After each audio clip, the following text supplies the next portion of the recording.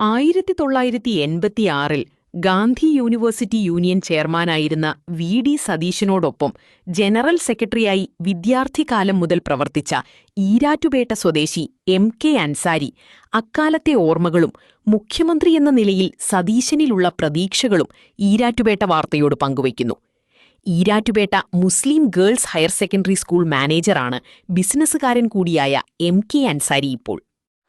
Shri V D സതീശനുമായിട്ടുള്ള എൻ്റെ പരിചയം തുടങ്ങുന്നത് എറണാകുളത്ത് ഞാൻ മഹാരാജാസ് കോളേജിൽ എം.എക്ക് പഠിക്കുമ്പോഴാണ്. അന്ന് ശ്രീ വി ഡി സതീശൻ സേവര കോളേജിൽ, സെക്രട്ടേറിയറ്റ് കോളേജിലെ KSU നേതാവായിരുന്നു. അവിടെ യൂണിയൻ കൗൺസിലറായിരുന്നു. ഞാൻ മഹാരാജാസ് കോളേജിലെ KSUവിൻ്റെ യൂണിറ്റ് പ്രസിഡൻ്റായിരുന്ന ഒരു കാലം, 1982-84 കാലഘട്ടം. അപ്പോൾ ഞങ്ങൾ രണ്ടുപേരും KSU സിറ്റി കമ്മിറ്റി മെമ്പർമാരാണ്. അപ്പോൾ അതിൻ്റെ മീറ്റിങ്ങുകളിലൊക്കെ എപ്പോഴും കാണുകയും സംസാരിക്കുകയും ചെയ്യുന്നുണ്ട്. അപ്പോൾ ആ ഒരു സമയത്താണ് അദ്ദേഹമായിട്ട് ആദ്യമായിട്ട് പരിചയപ്പെടുന്നത്. പിന്നീട് MA എക്കണോമിക്സ് മഹാരാജാസിൽ നിന്ന് പൂർത്തിയാക്കി ഞാൻ ഗാന്ധിജി യൂണിവേഴ്സിറ്റി ഡിപ്പാർട്ട്മെൻറ്റിൽ MA ഗാന്ധിയൻ സ്റ്റഡീസ് എന്ന് പറഞ്ഞ ഒരു കോഴ്സ് ചെയ്തു. ആ സമയത്ത് അവിടെ കൗൺസിലറായിട്ട് മത്സരിച്ച് വിജയിച്ചു. അപ്പോൾ Shri Satheesan Rajagiri college of social സയൻസിൽ നിന്ന് MSW കോഴ്സ് അന്ന് അദ്ദേഹം ചെയ്യുമായിരുന്നു. അപ്പോൾ MSW ചെയ്യുന്ന കാലത്ത് പുള്ളി അവിടെ നിന്ന് കൗൺസിലറായി ജയിക്കുകയും ആ വർഷത്തെ മഹാത്മാഗാന്ധി യൂണിവേഴ്സിറ്റി യൂണിയൻ തെരഞ്ഞെടുപ്പ് വന്നപ്പോൾ ശ്രീ സതീശൻ ചെയർമാനായിട്ടും ഞാൻ കൗൺസിലറായിട്ടും മത്സരിച്ചു. ഞങ്ങൾ രണ്ടുപേരും വിജയിച്ചു. അന്ന് KSU ഒറ്റയ്ക്ക്, അതുപോലെ SFI തനിച്ച്, കേരള കോൺഗ്രസ് മാണി ഗ്രൂപ്പ് തനിച്ച്, അങ്ങനെയായിരുന്നു ആ മത്സരം. അതൊരു മിനിയേച്ചർ നിയമസഭാ തെരഞ്ഞെടുപ്പെന്നായിരുന്നു അന്ന് അത് വിശേഷിക്കപ്പെട്ടിരുന്നത്. കാരണം ഈ മൂന്ന് പ്രധാനപ്പെട്ട സംഘടനകളും അവരെ ബാക്ക് ചെയ്യുന്ന, ഇപ്പോൾ KSUവിനെ ബാക്ക് ചെയ്യുന്ന കോൺഗ്രസ് ആണെങ്കിൽ, SFIയുടെ പേരന്റ് സംഘടനയായ CPM, KSCയുടെ പേരന്റ് സംഘടനയായ കേരള കോൺഗ്രസ്. അപ്പോൾ ഇത് മൂന്ന് പേർക്കും ഏതാണ്ട് നല്ല ശക്തിയുള്ള ഒരു മേഖലയാണ് മധ്യ തിരുവിതാംകൂർ. മധ്യ തിരുവിതാംകൂറിലെ 68 കോളേജുകളാണ് അന്ന് ഈ മഹാത്മാഗാന്ധി യൂണിവേഴ്സിറ്റിയിൽ ഉൾപ്പെട്ടിരുന്നത്. അപ്പോൾ അതാര് ജയിക്കും എന്നുള്ള വലിയൊരു ആകാംക്ഷ ആ കാലത്ത് നിലനിന്നിരുന്നു. കാരണം നിയമസഭാ തെരഞ്ഞെടുപ്പ് ഉടനെ നടക്കാൻ പോകുന്ന ഒരു സമയമായിരുന്നു. പല വർഷത്തെ യൂണിയൻ SFI വിജയിച്ചിരുന്നത്. അപ്പോൾ SFIയിൽ നിന്ന് ഇത് പിടിച്ചെടുക്കുക എന്നുള്ള ഒരു വലിയ ടാസ്ക് ഉണ്ടായിരുന്നു. ഭാഗ്യം കൊണ്ട് ഈ കോളേജ് യൂണിയൻ തെരഞ്ഞെടുപ്പുകളിൽ വിജയിക്കുന്ന കൗൺസിലർമാരാണ് ഈ യൂണിവേഴ്സിറ്റി യൂണിയൻ തെരഞ്ഞെടുപ്പിൽ വോട്ട് ചെയ്യുന്നത്. ആ വർഷം KSUവിന് ഒരു മുൻതൂക്കം ഉണ്ടായി കൗൺസിലർമാരുടെ ഇടയിൽ. പക്ഷേ ആ കാലഘട്ടം എന്ന് പറയുന്നത് ഈ KSUവിലെ ഗ്രൂപ്പ് വല്ലാതെ മുറുകി നിന്ന ഒരു കാലഘട്ടമായിരുന്നു. നമുക്ക് ഭൂരിപക്ഷം ഉണ്ടെങ്കിൽ പോലും ഈ കാലുവാരലൊക്കെ ഉള്ളത് കൊണ്ട് നടക്കുന്ന ഒരു സമയമാണ്. അപ്പോൾ അതിനെയൊക്കെ അതിജീവിച്ച് ജയിക്കുക എന്നുള്ളത് വലിയൊരു വെല്ലുവിളിയാണ്. അപ്പോൾ ആ സമയത്ത് സതീശന് ഞാനുമായിട്ട് കൂടിയാലോചിച്ചു, നമുക്ക് ഈ ഗ്രൂപ്പുകളുടെ ഒരു കാലുവാരലൊക്കെ ഇല്ലാതെ എങ്ങനെ ജയിക്കാം എന്നുള്ള ഒരു. അപ്പോഴാണ് ശ്രീ സതീശൻ ഒരു നിർദ്ദേശം പറഞ്ഞു. അന്ന് KSU പ്രസിഡന്റായിരുന്ന PT തോമസ്, അദ്ദേഹം ഒരു ആദർശ രാഷ്ട്രീയത്തിൻ്റെ ആളായിരുന്നു. അപ്പം ഏത് ഇലക്ഷൻ ആണെങ്കിലും ഒരിക്കലും അദ്ദേഹം കാലുവാരുന്ന കാര്യങ്ങളൊന്നും പ്രോത്സാഹിപ്പിക്കുന്നു. അത് എതിരാളി ജയിക്കും എന്നുള്ള സാഹചര്യം ഉണ്ടെങ്കിൽ പോലും. അപ്പോൾ അന്ന് PT തോമസ് സുഖമില്ലാതെ കിടക്കുകയാണ്. അപ്പോൾ ഇലക്ഷന് വരാൻ ബുദ്ധിമുട്ടുള്ള ഒരു സാഹചര്യമായിരുന്നു.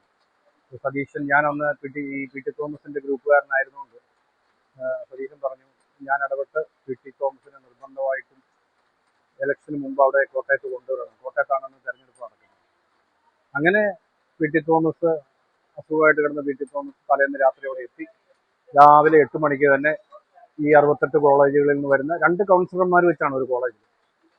അങ്ങനെ 136 കൗൺസിലർമാരുടെ ഒരു യോഗം ചേർന്നു. അതിൽ KSU മുന്നണിയിൽപ്പെട്ടവരുടെ യോഗം, 136-ൽ അന്ന് നമുക്ക് ഏതാണ്ട് 60 പേരാണുള്ളത്. അവരുടെ യോഗം ചേർന്നു. നമ്മൾ ഒരുമിച്ച് ഇന്ന് ജയിക്കേണ്ട ഒരു സാഹചര്യത്തെപ്പറ്റി അദ്ദേഹം ഒരു അരമണിക്കൂർ സ്റ്റഡി ക്ലാസ് എടുത്തു. അതിനുശേഷം 5 പേര് വീതമുള്ള ഗ്രൂപ്പുകളായിട്ട് വിദ്യാർത്ഥികളെ തിരിച്ചു, കൗൺസിലർമാരെ. അതായത് 2 ഗ്രൂപ്പിലും പെട്ട് മിക്സ് ചെയ്ത, നമ്മൾ വോട്ട് ചെയ്യുമ്പോൾ പരസ്പരം ബോധ്യപ്പെടുത്തി വോട്ട് ചെയ്യണം എന്നുള്ള ഒരു കണ്ടീഷനോട് കൂടി. ഒരു കാരണവശാലും ഒരു അട്ടിമറി നടക്കാതിരിക്കാൻ വേണ്ടിയാണ് അദ്ദേഹം അങ്ങനെ ചെയ്തത്.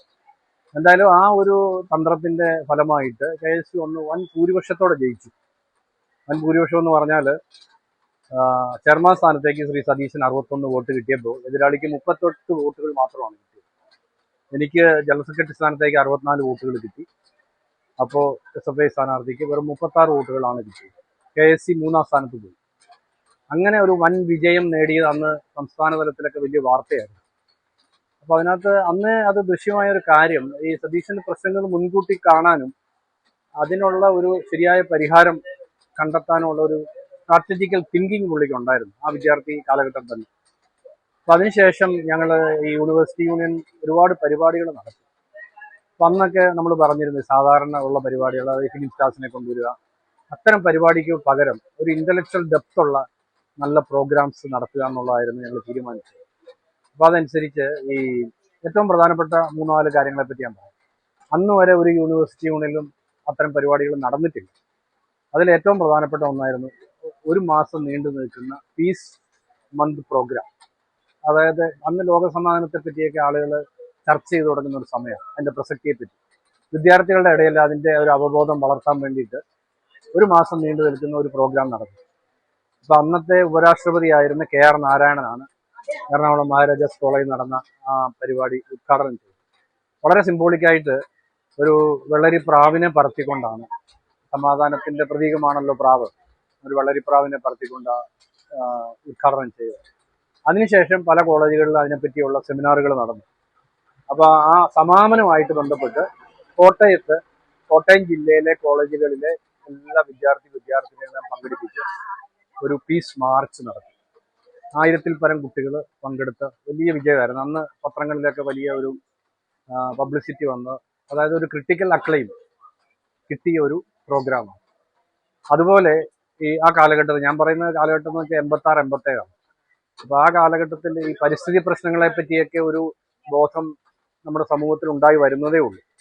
അപ്പൊ ആ സമയത്ത് ഇതിന്റെ വിദ്യാർത്ഥികളെ ബോധവൽക്കരിക്കാനായിട്ട് ഒരു എൻവയോൺമെന്റൽ സ്റ്റഡി ക്യാമ്പ് കേരളത്തിലെ യൂണിവേഴ്സിറ്റികളിൽ ആദ്യമായി നടക്കുന്ന ഒരു പരിപാടിയാണ്. വാഗമണ്ണിൽ വെച്ച് 4 ദിവസം നീണ്ടു നിൽക്കുന്ന ഒരു എൻവയോൺമെന്റൽ സ്റ്റഡി ക്യാമ്പ് നമ്മൾ നടത്തി. അതും ഒരു വൻ വിജയമായിരുന്നു. അന്ന് പരിസ്ഥിതി രംഗത്തുള്ള വലിയ ആളുകൾ, നേതാ പട്കർ അടക്കമുള്ളവരൊക്കെ വന്ന്, അതുപോലെ സിവിക് ചന്ദ്രൻ, അങ്ങനെ വന്നവർ 4 ദിവസം ക്ലാസ് എടുക്കുകയും വിദ്യാർത്ഥികൾക്ക് അത് വലിയൊരു അപ്രീസിയേഷൻ, വിദ്യാർത്ഥികളുടെ ഇടയിലും യൂണിവേഴ്സിറ്റി ഉയർന്ന ഉദ്യോഗസ്ഥരുടെ ഇടയിലും രാഷ്ട്രീയക്കാരുടെ ഇടയിലൊക്കെ വന്ന് പത്രങ്ങളിലൊക്കെ ഒന്ന് വലിയ വാർത്ത വന്നു. അപ്പൊ ഇത് രണ്ടും വളരെ പ്രാധാന്യം അറിയിക്കുന്ന അന്ന് എമർജ് ചെയ്തു വരുന്ന ചില ടോപ്പിക്കുകൾ, വേൾഡ് പീസ്, എൻവയോൺമെന്റൽ ഇഷ്യൂസ്. പിന്നെ ഒരെണ്ണം അന്ന് ഒരു പ്രസക്തിയുള്ള നാഷണൽ ഇന്റഗ്രേഷനെ സംബന്ധിച്ച്. നാഷണൽ ഇന്റഗ്രേഷൻ ആ സമയത്ത് വലിയൊരു ചർച്ചയായി വന്നുകൊണ്ടിരിക്കുന്ന സമയമാണ്, പഞ്ചാബ് ഇഷ്യൂവും മറ്റു കാര്യങ്ങളൊക്കെ. അപ്പൊ നാഷണൽ ഇന്റഗ്രേഷനെ പറ്റി ഒരു അവബോധം വളർത്താനായിട്ട് ഡാൻസസ് ഓഫ് ഇന്ത്യ എന്ന് പറഞ്ഞൊരു പ്രോജക്റ്റ്, അതായത് കാശ്മീർ മുതൽ കന്യാകുമാരി വരെയുള്ള ഓരോ സംസ്ഥാനത്തെയും തനത് കലാരൂപങ്ങൾ, ഡാൻസുകൾ, ഉദാഹരണത്തിന് കേരളത്തിന്റെ ആണെങ്കിൽ മോഹിനിയാട്ടം, തമിഴ്നാടിന്റെ ഭരതനാട്യം, ആന്ധ്രയുടെ കുച്ചിപ്പുടി, ഒറീസയുടെ കഥക്ക്, ഇങ്ങനെ ഉള്ള ഒരു 22ഓളം ഡാൻസുകൾ നമ്മൾ 2 ദിവസങ്ങളായിട്ട് എറണാകുളം ഫൈൻ ആർട്സ് കോളേജിൽ നടത്തിയിരുന്നു. അതും വലിയ ഒരു പബ്ലിസിറ്റി നേടിയ ഒരു പരിപാടിയാണ്. ഈ 3 പരിപാടികൾ എടുത്ത് പറഞ്ഞു കഴിഞ്ഞാൽ അന്ന് ഈ ഇതിന്റെ ക്രിട്ടിക്സ്, ഫിലിം ക്രിട്ടിക്സിനെ പോലെയുള്ള തോട്ടം രാജശേഖരനെ പോലെയുള്ളവരൊക്കെ പറഞ്ഞത് ഇന്നേ വരെ കണ്ടതിൽ ഏറ്റവും നല്ലൊരു യൂണിവേഴ്സിറ്റി യൂണിയൻ ആണെന്നുള്ള ഒരു സർട്ടിഫിക്കറ്റ് ഒക്കെ ഞങ്ങൾക്ക് അന്ന് കിട്ടിയിട്ടുണ്ട്. അപ്പൊ അതിനെല്ലാം ഞങ്ങൾ വളരെ ഒരു ഒരു എന്താ പറയുന്നത്, ഒന്നായിട്ട് ഒരേ മനസ്സോടെ പ്രവർത്തിക്കുന്ന ഒരു കാലഘട്ടമായിരുന്നു. നമ്മൾ രണ്ടുപേർക്കും ഇത്തരം പ്രോഗ്രാമുകളിൽ അതിനകത്ത് നമ്മൾ ഏകകണ്ഠമായിരുന്നു. നല്ല പ്രോഗ്രാം വേണം, അല്ലാതെ ഈ സ്റ്റാർ വാല്യൂ അതിന് പോവാതെ വിദ്യാർത്ഥികളുടെ ഒരു ഇന്റലക്ച്വൽ സ്റ്റിമുലേഷനും സമൂഹത്തിന് വേണ്ടി പ്രവർത്തിക്കാൻ അവരെ മോട്ടിവേറ്റ് ചെയ്യാനുമായിട്ടുള്ള പ്രോഗ്രാംസ്, അതായിരുന്നു അതിന്റെ ഒരു പ്രസക്തി. അപ്പൊ പുള്ളിയുടെ ഒരു കാഴ്ചപ്പാട് അതിനകത്ത് വളരെ നിർണായകമായിരുന്നു ആ പരിപാടികൾ നടത്തുന്നത്. അതുപോലെ അതിന്റെ ഓർഗനൈസേഷൻ സ്കില്ല്. പിന്നെ ഉള്ളതെന്ന് വെച്ച് കഴിഞ്ഞാൽ ഒരു ഏറ്റവും പ്രധാനപ്പെട്ട അന്നത്തെ പരിപാടി എന്ന് പറയുന്നത് യൂണിവേഴ്സിറ്റി യൂത്ത് ഫെസ്റ്റിവൽ നമ്മൾ എറണാകുളത്ത് രാജേന്ദ്ര മൈതാനത്ത് നടത്തി. അപ്പൊ അതുവരെ സാധാരണ ഇങ്ങനെ ഒരു പരിപാടി നടക്കുമ്പോൾ യൂണിവേഴ്സിറ്റി യൂത്ത് ഫെസ്റ്റിവൽ എന്നുള്ള പേരാ പറയാറ്. ഞങ്ങൾ അന്ന് ആ വർഷം അതിനൊരു പേര് നൽകി, ഉത്സവ 87. അങ്ങനെ ആദ്യമായിട്ടാണ് ഒരു കലോത്സവത്തിന് അങ്ങനെ ഒരു പേര് കൊടുക്കുന്നത്, ഉത്സവ 87. അപ്പൊ ആ പ്രോഗ്രാമിന് പോലും ഞങ്ങള് സെലിബ്രിറ്റി സിനിമാ താരങ്ങളുടെ ഒന്നും പുറകെ പോവാതെ അന്ന് അതിന്റെ ഉദ്ഘാടനം നിർവഹിച്ചത് അന്ന് മലയാളികളുടെ വിസ്മൃതിയിലായിപ്പോയ മലയാളികളുടെ എഴുത്തു മുത്തശ്ശി എന്നറിയപ്പെടുന്ന ലളിതാംബിക അന്തർജനമായിരുന്നു. അപ്പൊ അവര് റിട്ടയർമെന്റ് ഓൾമോസ്റ്റ് ആയി, ഒരു പരിപാടിയിലും പങ്കെടുക്കാതിരിക്കുന്ന ഒരു സമയമായിരുന്നു. പക്ഷെ ഞങ്ങൾ അവർ രാമപുരത്തെ വസതി തേടി ചെന്ന് അവർ ആദ്യം കുറെ മടികളൊക്കെ പറഞ്ഞു. അത് കഴിഞ്ഞ് അവർ പറഞ്ഞു, മക്കളെ നിങ്ങളിങ്ങനെ സ്നേഹത്തോടെ ഒന്ന് വിളിച്ചതല്ല, ഞാൻ എന്തായാലും വരാം. അത്ര അവശതയായിരുന്നു അന്ന്. എന്നിട്ടും അവർ വന്ന് പ്രസംഗിച്ചു. പക്ഷേ ദൗർഭാഗ്യവശാൽ ആ മീറ്റിംഗ് കഴിഞ്ഞ് 3-ാം ദിവസം അവർ അന്തരിച്ചു. അത് അന്ന് വലിയ വാർത്തയായിരുന്നു. അതുപോലെ അന്ന് മറ്റൊരു ഗസ്റ്റ് എന്ന് പറയുന്നത് ഈ മയ്യഴിയുടെ സ്വാതന്ത്ര്യ സമര നായകൻ എന്നറിയപ്പെടുന്ന ഒരു IK കുമാരൻ മാസ്റ്റർ, സ്വാതന്ത്ര്യ സമര സേനാനി. പുള്ളിയായിരുന്നു മറ്റൊരു പ്രധാനപ്പെട്ട ഗസ്റ്റ്. അപ്പൊ അത്തരം ഒരു ആ ലെവലിലുള്ള ഒരു പരിപാടികളും കാര്യങ്ങളുമാണ് അന്ന് ചെയ്തിരുന്നത്. അപ്പൊ ഞങ്ങൾക്ക് അന്ന് മനസ്സിലായ ഒരു കാര്യം എന്ന് പറയുന്നത്, സതീശൻ വലിയൊരു നിലയിലെത്തും, ഉന്നത സ്ഥാനങ്ങളിൽ എത്തും എന്ന അദ്ദേഹത്തിന്റെ ഓരോ ചിന്തകളും പ്രവൃത്തിയിൽ നിന്ന് നമുക്കറിയാമായിരുന്നു. അപ്പോൾ നമ്മൾ പ്രതീക്ഷിച്ച പോലെ തന്നെ അല്പം വൈകിയാണെങ്കിലും അദ്ദേഹം ഒരു ഉന്നത സ്ഥാനത്തെത്തി. ഈ സതീശനുമായിട്ട് ഇടയ്ക്ക് കാണാറുണ്ട്. മിക്കവാറും ഞങ്ങൾ ഫോണിൽ സംസാരിക്കും. ഈരാറ്റുപേട്ടയായിട്ട് അദ്ദേഹത്തിന് വളരെ വലിയ ബന്ധമുണ്ട്. അന്നത്തെ കാലത്തൊക്കെ പലവട്ടം വീട്ടിൽ വരികയും താമസിക്കുകയൊക്കെ ചെയ്തിട്ടുണ്ട്. വാഗമണ്ണ് ക്യാമ്പിന് വന്ന ആ ലൊക്കേഷനൊക്കെ അന്ന് തിരഞ്ഞെടുക്കുന്നതിനകത്തും പുള്ളിക്കും പ്രധാനപ്പെട്ട ഒരു പങ്കുണ്ട്. അപ്പോൾ ഈരാറ്റുപേട്ടയായിട്ട് വളരെ ബന്ധമുണ്ട്. അതുകൂടാതെ നമ്മുടെ ഇത് ഈരാറ്റുപേട്ട എന്നുള്ള എൻ്റെ ആൻറ്റി വിവാഹം കഴിച്ചിരിക്കുന്നത് നെട്ടൂരാണ്. അതിൻ്റെ വളരെ അടുത്താണ് സതീശൻ്റെ വീട്, ഏതാണ്ട് 1 കിലോമീറ്റർ അപ്പുറയാണ്. അപ്പോൾ അവരുടെ ഫാമിലിയുമായിട്ട് വളരെ അടുപ്പമുണ്ട്. അതുകൂടാതെ സതീശൻ്റെ അച്ഛൻ എന്ന് പറയുന്നത് ദാമോദര മേനോൻ. അദ്ദേഹം ഒരു ഫോറസ്റ്ററായിരുന്നു. ഇടുക്കി, കോട്ടയം ജില്ലകളിലൊക്കെ അദ്ദേഹം പ്രവർത്തിച്ചിട്ടുണ്ട്. അപ്പോൾ എൻ്റെ ഉപ്പുപ്പ അദ്ദേഹം അന്നൊരു ഫോറസ്റ്റ് കോൺട്രാക്ടറാണ്. അപ്പോൾ ആ നിലയിൽ അവർ അന്നത്തെ കാലത്ത് തന്നെ ഒരു ബന്ധമുണ്ട്. ഞങ്ങളത് പറയും, ഞങ്ങൾ കുടുംബപരമായി ഒരു അടുപ്പമുള്ള ആളുകളാണ്. എന്തായാലും കേരളത്തെ സംബന്ധിച്ച് സതീശനാവുക, ഞാൻ അദ്ദേഹത്തോട് പറഞ്ഞ കാലം കാത്തുവെച്ച ഒരു മുഖ്യമന്ത്രിയാണ്. കാരണം കേരളത്തിലെ രാഷ്ട്രീയം എന്ന് പറയുന്നത് ഏതാണ്ട് വിമോചന സമരത്തിന് ശേഷം ഒരു കമ്മ്യൂണൽ ലൈനിലാണ് പോയിക്കൊണ്ടിരിക്കുന്നത്. വിവിധ സമുദായങ്ങളെ കമ്മ്യൂണൽ അടിസ്ഥാനത്തിൽ ഏകോപിപ്പിച്ച് ഒരുതരം സോഷ്യൽ എഞ്ചിനീയറിംഗ് ആയിരുന്നു. പക്ഷെ കേരളത്തിൽ ആദ്യമായിട്ടാണ് ഇവിടെ ഒരു രാഷ്ട്രീയത്തിൽ ഒരു സെക്കുലർ സ്പേസ് ഉണ്ടെന്ന് സതീശന് സ്ഥാപിച്ചെടുത്തത്. അത് വലിയൊരു നേട്ടമാണ്. അത് കോൺഗ്രസ് ഗവൺമെന്റ് വരാൻ ഉതകി എന്നുള്ളത് മാത്രമല്ല, അല്ലെങ്കിൽ UDF വിജയിച്ചു എന്നുള്ളത് മാത്രമല്ല, കേരളത്തിന്റെ ഭാവിയെ സംബന്ധിച്ച് അത് വളരെ നിർണായകമാണ്. കാരണം ഇവിടെ ഈ വർഗീയ വിഷം കലക്കാൻ ശ്രമിച്ച എല്ലാ ശക്തികളെയും കേരള സമൂഹം തിരസ്കരിച്ചു. സെക്കുലറിസത്തിന് വേണ്ടി നിലകൊണ്ട ഒരു നേതാവിനെ കേരളം അംഗീകരിച്ചു. ആ ഒരു കാരണം കൊണ്ടാണ് മുഖ്യമന്ത്രി സ്ഥാനത്തേക്ക് AICC വേറൊരാളെ പരിഗണിച്ചപ്പോൾ പോലും കേരള സമൂഹം ഒന്നടങ്കമായി സതീശനെ പിന്തുണച്ചത്. ആ ഒരു നിലപാടിന്റെ പിന്തുണയാണ്. സതീശനാവുകയോ ഇല്ലയോ എന്നുള്ളതല്ല, സതീശൻ എടുത്തൊരു നിലപാട് അത് കേരള സമൂഹം അംഗീകരിച്ചു. ആ നിലപാടനുസരിച്ചാണ് കേരളത്തിലെ ജനങ്ങൾ വോട്ട് ചെയ്തത്. അപ്പോൾ അത് ആ മാൻഡേറ്റ് വേറൊരാൾ കൊണ്ടുപോകുക എന്ന് വന്നാൽ അത് കേരള സമൂഹത്തോടുള്ള ഒരു അനീതിയും അന്യായമാണ്. അതിനെതിരെ ജനം വളരെ നന്നായി പ്രതികരിച്ചു. ആ പ്രതികരണത്തിന്റെ ഫലമായിട്ട് സതീശനെ തന്നെ മുഖ്യമന്ത്രിയായിട്ട് കോൺഗ്രസ് ഹൈക്കമാൻഡ് തീരുമാനിച്ചു. വളരെ ഉചിതമായ ഒരു നടപടിയാണ്, അല്പം വൈകിയാൽ പോലും. അപ്പോൾ അദ്ദേഹത്തിന് എല്ലാവിധ ആശംസകളും. എനിക്ക് തീർച്ചയായിട്ടും ഉറപ്പുണ്ട്, അദ്ദേഹം വളരെ വിഷണറിയാണ്. കേരളത്തിന്റെ വികസനത്തെപ്പറ്റി വ്യക്തമായ ഒരു കാഴ്ചപ്പാടുണ്ട്.